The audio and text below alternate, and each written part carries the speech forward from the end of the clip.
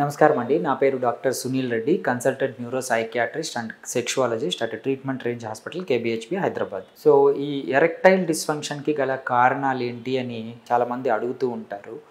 ముఖ్యంగా అంగస్తంభనకి కావాల్సింది nerve supply, అంటే మెదడు నుంచి సప్లై అయ్యే nerves and blood supply, heart నుంచి సప్లై అయ్యే రక్తనాళాలు అండ్ హార్మోనల్ సప్లై. హార్మోనల్స్ అంటే మనకు మగతత్వానికి సంబంధించిన హార్మోన్స్, అంటే స్టిమ్యులేషన్ కెమికల్స్ ఇవి, అండ్ ముఖ్యంగా ఎమోషన్స్.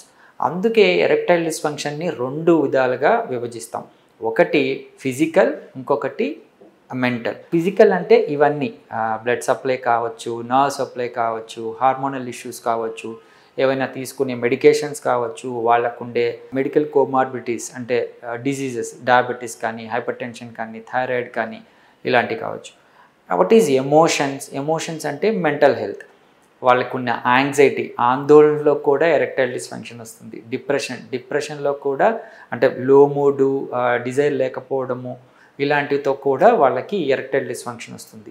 సో ఈ 2 కేటగిరీలుగా విభజించి మనము ట్రీట్మెంట్ ఇవ్వడం అనేది జరుగుతుంది. Most of the erectile dysfunction cases are mental హెల్త్కి సంబంధించినటివి. అంటే వాళ్ళకి భయం, ఆందోళన, నేను ఇంకా ఎరెక్షన్స్ రావేమో, సెక్షువల్గా నేను హ్యాపీగా ఉండనేమో, ఎదుటి వాళ్ళు నా వల్ల ఇబ్బంది పడతారేమో, ఇలాంటిగా ఎక్కువ thoughts, negative thoughts, over thinking ఎక్కువ అయిపోయి అంగస్తంభనకు ప్రాబ్లం అవుతుంది. ఎప్పుడైతే ఆ డిజైరు, ఈ అంగస్తంభన ప్రాబ్లం అవుతుందో చిన్నగా వాళ్ళకి బ్లడ్ సప్లై అనేది తగ్గుతుంది. అప్పుడప్పుడు ఎరెక్షన్స్ రావటము, సెక్షువల్ యాక్టివిటీకి వెళ్ళినప్పుడు సరిగ్గా ఎరెక్షన్స్ రాకపోవడము, చిన్నగా వాళ్ళకి ఎరెక్షన్స్ అనేది తగ్గిపోయి సెక్షువల్ యాక్ట్ ఇబ్బంది అవుతూ ఉంటుంది.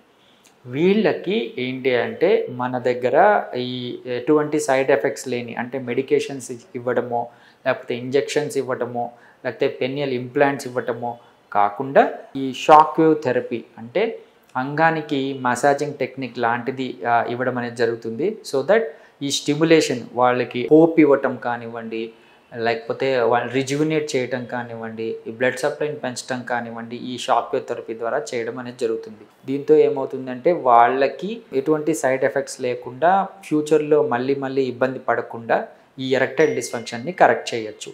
ఎరెక్టైల్ డిస్ఫంక్షన్ అనేది ట్రాన్సియంట్ డిసీజ్, అంటే ట్రాన్సియంట్ డిజార్డర్. అంటే ఇది ఎల్లకాలము ఇబ్బంది పడరు, త్వరగా నయం చేసుకోవచ్చు. కానీ సరైన పద్ధతిలో ట్రీట్ చేసుకుంటే ఇది ఫ్యూచర్లో ఇబ్బంది కాకుండా ఉంటుంది. దీన్ని యూజ్ చేసుకోగలరు. Thank you.